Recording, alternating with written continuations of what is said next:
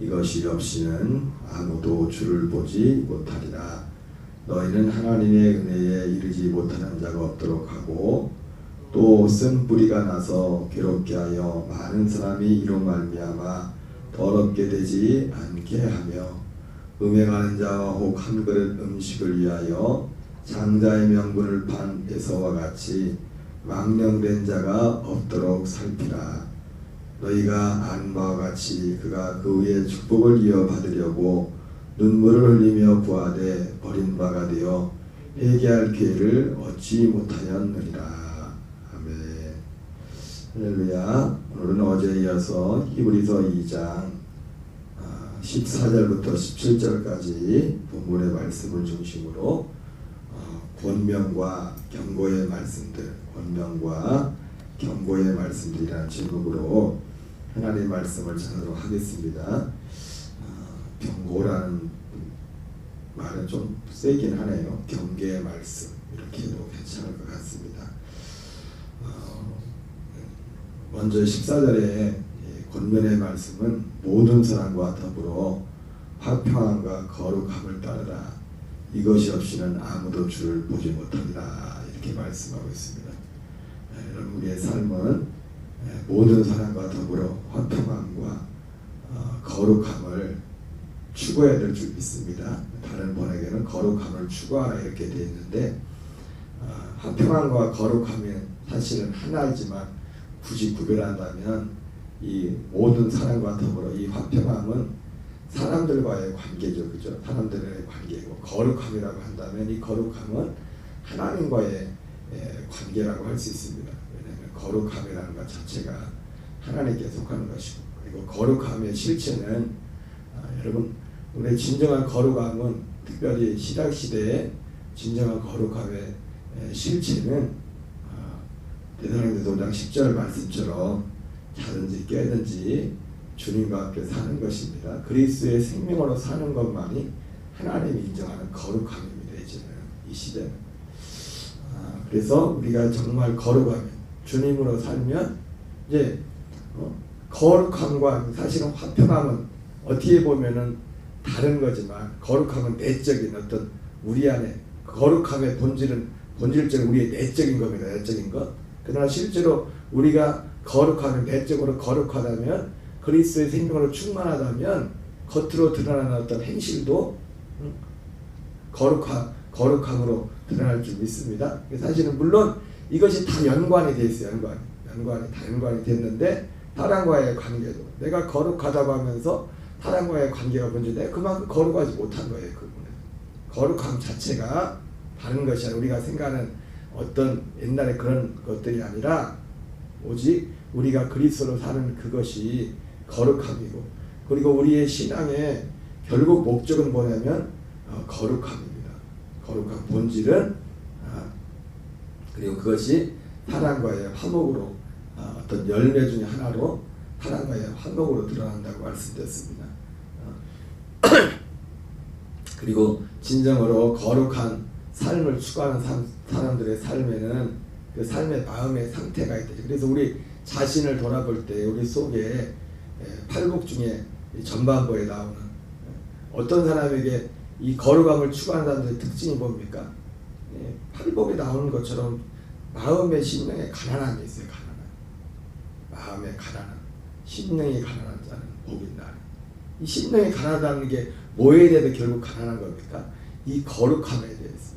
심령이 의에 줄이고 목마른 자. 이 의도 사실은 심령이 가난한 거나 의에 줄이고 목마른 거나 사실은 같은 말이에요. 사실 그죠? 마음이 마음이 가난한 게 뭐냐면 의에 줄이고 목마른 거, 의에 줄이고. 제가 여러 번 말씀을 드렸지만 사람들에게는 이 아브라함에 전한 이 약속이 복음을 모를지라도 하나님은 모든 사람들에게 이 약속을 주어서 본능적으로 약속을 주어서 이 땅에 보냈기 때문에 전도서 3장 말씀처럼 영혼을 사모하는 마음을 줬댔잖아요. 그 영혼을 사모하는 마음이 결국 뭐냐면 하나님의 약속을 사모하는 겁니다. 약속의 자손 그리스도만이, 우리 안에 오시는 그리스도만이 우리의 의가 되시는 겁니다. 모든 사람들에게 한 사람도 예 없이 하나님은 모든 사람들에게 창세전부터 이것을 계획하기 때문에 그 그 의는 결국 로마서 8장 19절 표현하면 아들의 형상을 본받는 것이었잖아요. 그 아들의 형상을 우리가 어떻게 본받습니까? 그 생명으로만 본받을 수 있는 겁니다. 같은 생명을 얻어야 돼요. 전혀 다른 생명으로 아니 사람 보고 개 보고 사람같이 살다 보면은 어떻게 달아요? 생명이 다른데 사람같이 사는 것은 사람의 생명이 있기 때문에 사람의 어떤 특성이 나타나는 겁니다. DNA라는 것처럼 어쨌든 이것이 없이는 아무도 주를 보지 못하리라 이렇게 말씀하고 있습니다. 근데 우리가 이 거룩한 삶을 사는 핵심은 결국은 복음의 진리죠. 이 진리 안에서 행할 때 진리를 알아야만 사실은 이 거룩함의 삶의 열매를 사실 맺을 수 있는 것입니다. 거룩함은 사람의 노력으로 달아낼 수 있는 것이 아니에요. 그리고 사람 안에는 그 거룩함도 없고 사람 안에는. 자, 오늘 그런데 어제도 그런 말씀을 했지만 이 거룩함을 따르는 이것이 없이는 아무도 주를 보지 못하리라고 말씀했는데 이 거룩함을 따름에 있어서 본질은 디달라서 10절 말씀처럼 자든지 깨든지 어디에 있든지 주님과 함께 사는 것이라고 했는데 이러한 우리의 삶을 위해서 참 중요한 두 가지 틀이 있어요. 두 가지가 우리가 기도도 보면 어제도 기도에 대해 잠깐 말씀했지만 기도도 두 종류의 기도가 있죠. 우리는 육을 입고 있기 때문에 모든 면에서 이 두 가지가 함께 가는 겁니다. 함께. 뭐냐면 기도도 우리가 굳이 기도를 크게 든다면 무시기도와 정시기도라는 게 있습니다. 무시로. 우리도 살아가면서 순간순간 무시로 기도하죠. 우리 사실은 우리가 입을 열어 기도하지 않아도 깨어있는 성도는 매 순간순간이 기도하는 시간. 그래서 종교개혁자 마틴 루터 같은 경우는 그냥 기도를 새벽에 아니라 하루에 기도를 몇 시간을 했다 이런 것들 전해 내놓는데 근데 그 어떤 책에 보니까 그분의 기도 시간에는 꼭 무릎 꿇고 기도하는 그 시간만 말한 게 아니라 성경을 읽고 연구하는 그런 시간까지도 포함이 됐다고 어떤 책에 나와 있더라고요. 그러니까 기도의 형태라는 것이 우리가 꼭 와서 몇 시간 무릎 꿇고 기도하는 그것만 기도가 아니라 정말 성경을 읽는 시간, 성경을 읽는 그 시간도 기도에 포함을 시키죠. 그러니까 모든 것들이 범사가 아니라 매 순간간 기도하는 거죠. 근데 그것을 우리가 어떤 기도를 형태를 뗄 때 무시 기도로 하고 한다면 어느 때나 하는 기도를. 근데 우리가 지금 새벽에 나와서 기도하는 이런 기도는 시간을 정해놓고 시간과 장소를 정해놓고 기도하는 이런 기도는 정시기도라고 했죠. 근데 여러분 우리 기도가 무시기도가 잘 되려면 어떻게 해요? 정시기도가 잘 돼. 시간을 정해놓고 드리는 이 기도의 기반 위에 그 우리가 범사였던 드리는 그 기도의 삶이 함께 연결되어서 함께 기도할 수 있다고요. 우리가 속담에 안에서 새는 바가지 밖에서도 샌다. 이게 적합한 표현인지 모르겠지만 그런 거 있지 않습니까? 그죠? 여러분 시간을 정해고 기도하지 않는 사람이 무시로 기도하는 일은 별로 없어요. 항상 순서가 있습니다. 어떤 정해놓은 이 시간. 모든 믿음의 사람들은 기도를 해도 시간을 정해놓고 시간과 장소를 정해놓고 기도했습니다. 제가 이 복음을 하다 보니까 우리가 그리스도 안에 거한다는 것이 우리 안에 우리의 마음이라 이 마음의 이런 내면적인 굉장히 강조한 맞아요. 본질적인 것은 우리의 마음입니다. 우리가 하나님의 성전이에요. 그럼에도 불구하고 우리가 그런 말 하잖아요.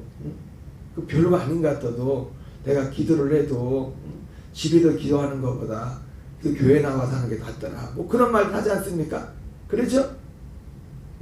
그래 나 혼자 기도하는 것보다 또 같이 모여서 기도. 왜 우리가 이런 어떤 눈에 보이는 교회도 유형의 교회, 무형의 기도 교회라고 이런 말들을 많이 하는데 여러분 두 가지가 다 같이 가야 되죠, 그죠? 예수님도 이 외식하는 바리새인들을 향해서 그들이 외식에 대해서 책망하면서 그들이 근처에 11조 뭐 이런 것들을 다 드리지만 의와 인과 신은 버렸다 이렇게 책망했지만 예수님도 뭐라 합니까? 그러나 이것도 행하고 저것도 버리지 말라고 하잖아요. 그죠? 육을 입고 있는 우리에게서는 결국은 눈에 보이지 않는 우리의 생명의 이 혼의 구원을 이루어가는 것이지만은, 그러나 이 혼의 구원을 이루어감에 있어서 결국은 보이지 않는 영역에 관한 것이거든요. 그럼에도 불구하고 보이지 않는 이 세계가 중요한 만큼 보이지 않는 이 세계에서의 어떤 영역들이 우리에게 너무나 중요하다는 겁니다. 같이 가는 가치. 이것이 기도도 우리는 무시로 기도되지만은 정시로 시간을 정해놓고 기도하고, 다니엘도 뜻을 향하여 날마다 하루 3번씩 예루살렘을 향한 창을 열고서 기도했던 것처럼 기도가 됐든, 물론 이건 기도뿐만 아닙니다. 모든 영역에 있어서 우리 거룩함. 다른 쉽게 말하면은 우리의 삶의 거룩함을 추구하기 위해서는 우리의 육신의 어떤 시스템을 잘 신앙생활의 시스템을 잘, 이것이 지금 우리 어떤 교회들마다 공적인 이런 모임들 예배 있지 않습니까? 그렇죠? 그래서 이런 것들이 너무너무 중요한 거예요. 어떻게 하나의 육신을 가지고 있는 우리를 향해서 우리가 거룩함을 추구하는 삶에 있어서 이러한 모임과 이런 것들이 하나님이 어제 제가 은혜의 통로, 은혜의 수단이라는 그런 표현을 했지만은 이 영역은 무시하고서 우리가 거룩함을 추구하고 주님과 함께 할 수 있다. 그럴 수가 없어요. 우리는 육을 입고 있기 때문에, 육을 가지고 있기 때문에.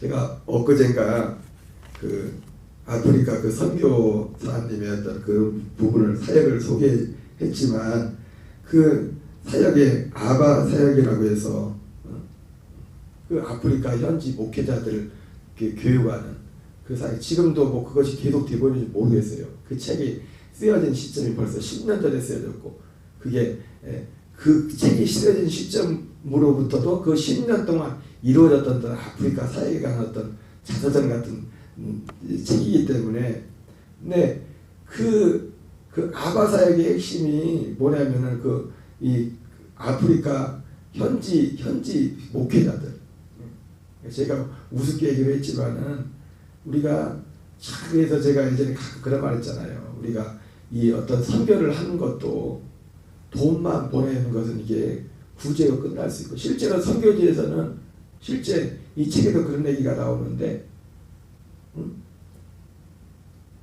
도움이 필요한 사람들을 도와주는 건 중요한데 잘못되게 도와줘가지고 선교지를 아예 망치는 경우도 너무 많다. 다 돈 가지고 갔다. 사람들이, 그 사람들도 요즘 뭐 우습게 그러잖아요. 우리 장성마을 이런 데도 온천마을이지만 어른들도 옛날 같지 않다고, 사람들이 돈에 눈이 뜨이면서 사람들이 그런가요? 돈이나 대나무물청에 눈이 뜨이면서 오히려 이 선교지에서도, 여러분 결국은 우리 교회도 그렇지만 많은 돈을 가지고 어떤 어려운 사람들을, 정말 꼭 필요한 사람들을 필요하면 도움을 줘야겠지만은, 어떻게 보면 이 돈을 주고 하는 것들이 오히려 선교를 망치는 경우들이 많아요. 왜냐하면 사람들이 돈만 보고, 그게 돈에 눈이 들리면은, 저기 그리고 선교사가 되게 부자인 줄 알고 또 그런 경우도 있고. 그래서 이제는 결국은 예수님도 이 땅에 오셔서 가난하고 힘든 자들을 돕고 했지만은, 주님의 목적은 그게 아니에요. 한 사람들 하나하나를 다 그리스도의 사람으로 세웠어. 그리고 진짜 하나님의 사람으로 세워지면, 진짜 그 사람이 하나님의 사람으로 세워지면 무슨 일이에요?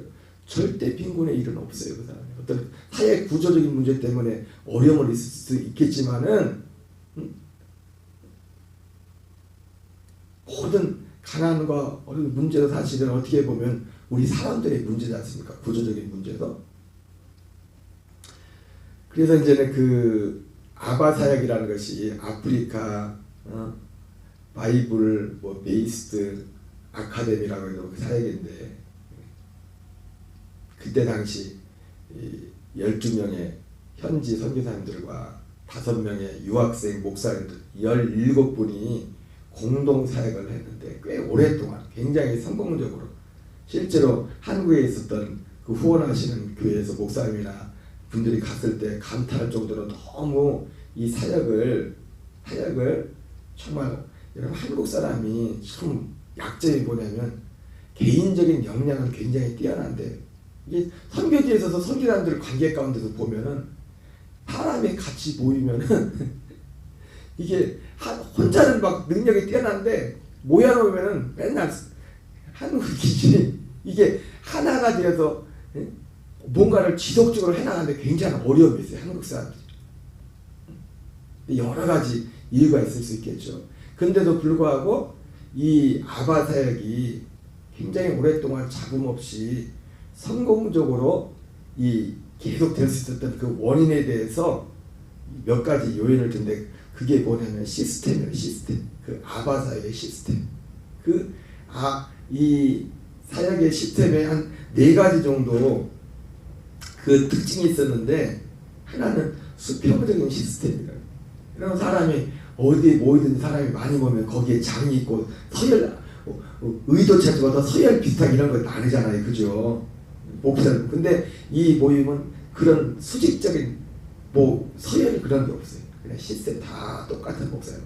다 똑같은 첫 번째 그 시스템 그 아바사에게 그렇게 성공적으로 그 17명이나 되는 그 서로 다른 다 목사님들이 제일 힘들다고 하잖아요. 우스갯소리로 목사님들이 아는 거 제일 잘 안 하고 제일 힘든 사람들이 목사님들이라고 가르치긴 하면서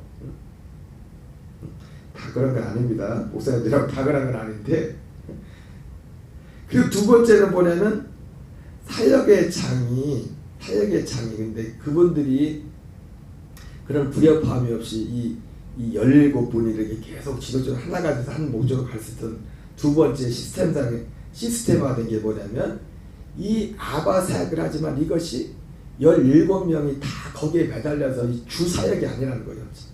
각자 자기들이 하는 사역이 있고 그 중에 하나로서 그래서 세 번째 이 시스템상의 특징은 뭐냐면은 이 사역이 느슨하다는 거죠. 타이트한 게 아니라. 왜? 각자 하는 사역들이 따로 있기 때문에 따로 있는 가운데서 이 사역을 하는 것이기 때문에 또 느슨하고 그리고 네 번째 사역의 특징이 뭐냐면 돈이 안 들어. 예, 어디든지 사람들이 모이면 문제가 되는 게 2가지예요. 모여서 뭔 일을 한다고 할 때는 첫째는 뭐냐면 누가 리더가 될 거냐. 서로 짱을 먹어요. 그죠? 안 그런가요? 사람들마다 어디든지 모이면은 자기가 어떤 자리에 앉으려고 그 자리가 그렇게 저기 앉지. 그렇죠. 그죠? 근데 왜 또 그 사람들이 첫 번째 문제가 어떤 공동사역을 할 때 항상 문제되는 게 2가지예요. 그건 어디든지 예외가 없어요. 믿는 사람들이 모이든 믿지 않는 사람들이 모이든 어디든지 자리 문제. 내가 어떤 자리에 앉아. 두 번째는 돈 문제. 이 돈 문제도 몇 가지가 있겠죠. 몇 가지가 그 양면이 있겠죠. 돈 문제 하면은 첫째는 이 일을 해나가는 필요한 어떤 경비의 문제, 또 공동 사역하는 데는 돈이 필요하니까. 그리고 또 돈이 있으면 사람들이 자리 싸움하는 것도 왜 자리 싸움을 합니까? 또 돈이 걸려있어. 돈이. 우리나라 국회의원들 300명 올해도 뭐 연봉이 1억 6천인가 또 올렸대요. 다른 거 막 싸우다가도 자기들 월급 올릴 때는 만장일치 딱 다른 거 다 깎아도 자기들 월급을 안 깎아. 반면 우리 국회의원들도요 월급 안 주고 만약에 대한민국 국회의원들한테 월급 안 주고 자기 돈으로 하세요 하고 하면 국회의원 할 사람 있을까요? 월급도 안 주고 판공비도 안 주고 자기 주머니 털어서 하세요 하면은 아마 할 사람 없을 겁니다. 거의 뭐라고 그거 하겠어요. 뭐. 근데 이 아바사의 특징이 두 번째가 돈 문제인데 돈이 안 드는 시스템을 만들었어요. 그래가지고 우리가 기본적으로 어떤 공동체 사가려면 건물을 사고 막 그러잖아요, 그죠? 근데 그렇게 하지 않고 건물을 사거나 이걸 짓는 게 아니라 있는 건물, 좀 허름하지만 이 모임을 할 때마다, 그리고 17명이라는 분들이 있으니까 사역지가 어쨌든 허름할지라도 자기의 사역지와 건물이 있을 거 아니에요, 그죠? 그렇게 우리가 생각하는 것처럼 화려한 건물도 아니고 큰 건물도 아니고 현대식 건물 아니지만 모일 수 있는 건물이 있으니까.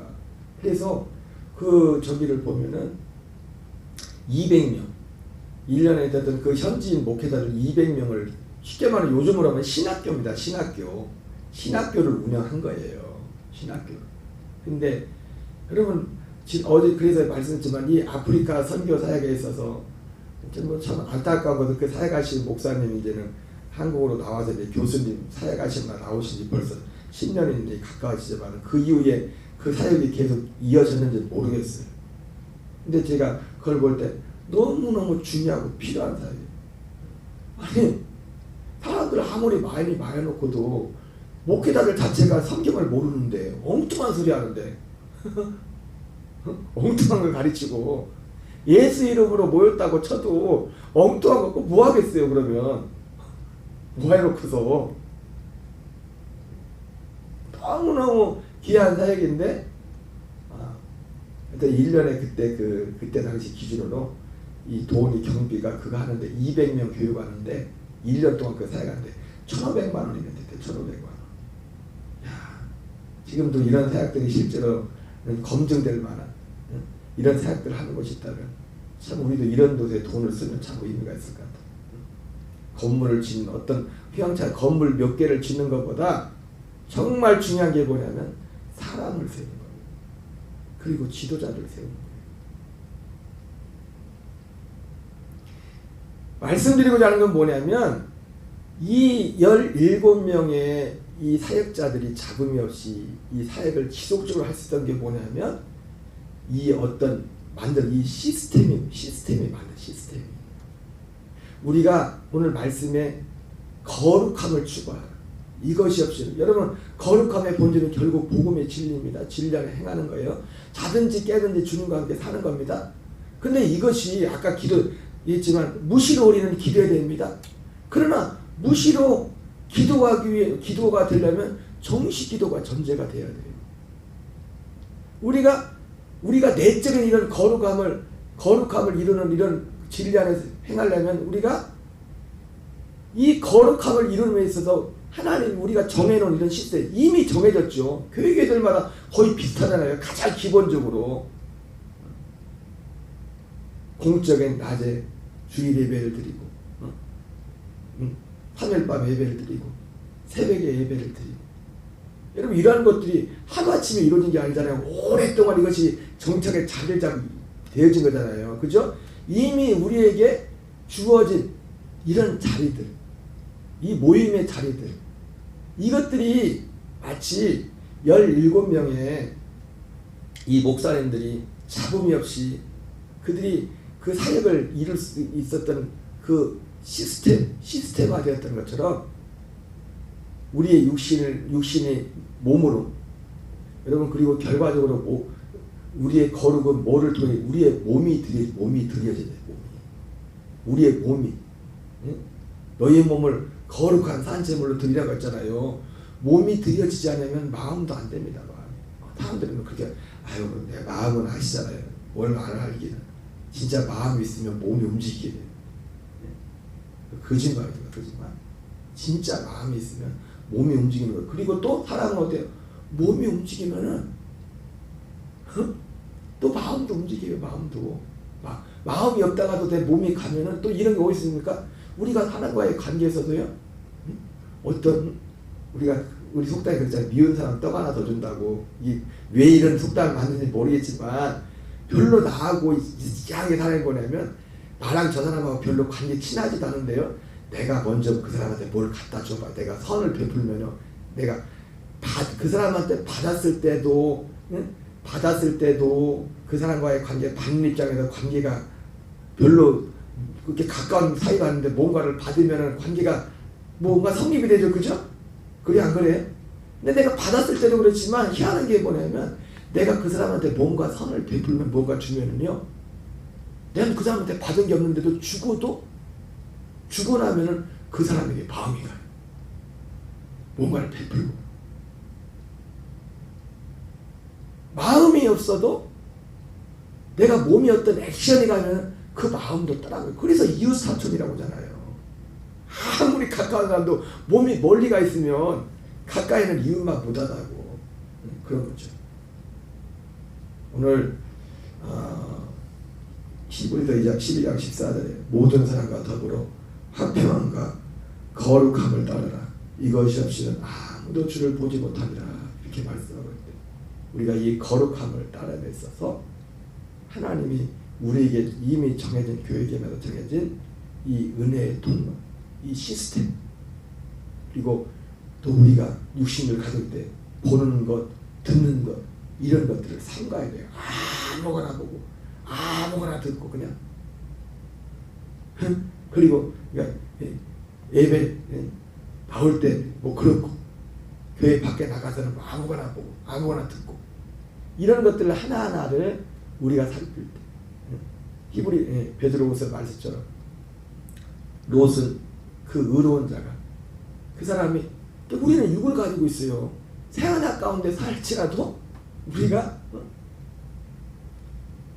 의로운 롯이 매일 악하고 음란한 행실을 보고 들음으로 그 의로운 심령이 상했다고 했어요.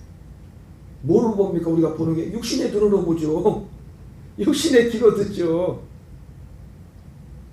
그러니까 이러한 외적인 이런 어떤 것들을 우리가 이 시스템을 제대로 하지 않으면 우리의 거룩함을 온전히 이룰 수가 없어요. 가장 기본이에요. 이 은혜가 이 은혜의 수단을 잘 활용하는 이 은혜 시스템 안에 살아가는 이 모든